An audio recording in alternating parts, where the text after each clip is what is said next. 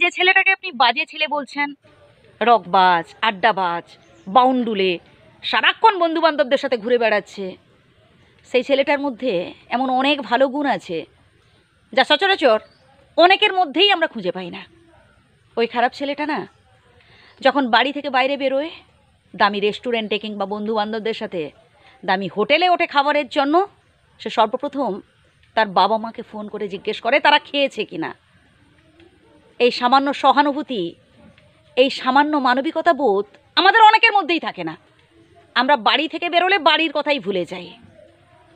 যে ছেলেটাকে খারাপ ছেলে বলছেন, ওই ছেলেটাই যখন পাড়ায় কারোর ঘরে কোনো সমস্যা হয়, কোনো গণ্ডগোল হয়, সবার আগে ছুটে আসে।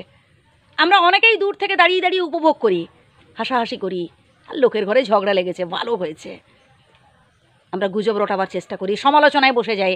কিন্তু এই খারাপ ছেলেটি, সে সবার আগে তার বন্ধু বান্ধবদের নিয়ে এসে ওই ঝগড়াঝাটি থামানোর চেষ্টা করে। না, ছেলেটা ভালো রেজাল্ট করতে পারেনি, ভালো চাকরি বাকরিও পায়নি, কিন্তু তার মধ্যে এমন অনেক মানবিকতা বোধ আছে যেটা বলে শেষ করা যায় না। এই ছোট্ট ভিডিওতে রাস্তায় যখন কোনো রকম কোনো সমস্যা হয়, কোনো অ্যাক্সিডেন্ট ঘটে, তখন আমরা অনেকেই দূর থেকে দেখি যে যার কাজে সরে যাই। কিন্তু এই খারাপ ছেলেটি কী করে জানেন? সোজা দুর্ঘটনা কবলিত মানুষটিকে নিয়ে ছুটে যায় নার্সিংহোমে কিংবা হাসপাতালে। সে আগে পিছে কোনো ভাবে না, সে ভাবে যে আগে ওই মানুষটিকে সুস্থ করতে হবে। আমরা কাউকে আগে পিছে না ভেবে, আমরা তার আসল ব্যাকগ্রাউন্ডটা না জেনে, মানে বাইকটা দেখেই আমরা অনেক কিছু জাজ করে ফেলি। এই ছেলেটা খারাপ, এই ছেলেটা সারাক্ষণ মেয়েদের পেছনে ঘুরছে, বাউন্ডুলে।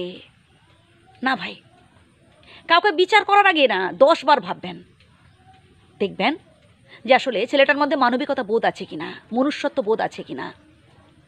ওই ছেলেটা তার পরিবারকে সব থেকে বেশি ভালোবাসে। আমি অনেক বৃদ্ধ বাবা মাকে দেখেছি ভিক্ষে করে খেতে। হ্যাঁ, ছেলে মেয়ে সবাই বড় হয়েছে এবং চাকরি বাকরিও করে, তা সত্ত্বেও বাবা মাকে চোখের জল ফেলতে হয়। কিন্তু এই খারাপ ছেলেটি কোনোদিনও তার বাবা মাকে কষ্ট পেতে দেয় না। তার কাছে তার বাবা মাই স্বর্গ, তার কাছে তার বাবা মাই সব। আমরা শুধুমাত্র ছেলে কিংবা শুধুমাত্র মেয়ে দেখে আমরা অনেক কিছু বিচার বিবেচনা করে ফেলি। একটা ছেলে যখন গভীর রাতে বাড়ি ফেরে, আমরা তাকে যেমন বদনাম দিতে থাকি।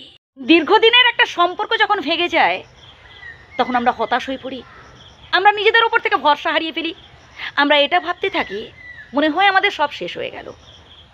ভাই, একটা কথা বলছি শুনুন, প্রত্যেকটা সম্পর্ক একদিন না একদিন শেষ হবে, একদিন না একদিন ভেঙে যাবে, আবার আপনি নতুন সম্পর্কতে আবদ্ধ হবেন। এমন কোনো সম্পর্ক নেই যে চিরস্থায়ী। প্রত্যেকটা সম্পর্কের একদিন অবনতি আছে। অতএব আপনি আজ যে সম্পর্ক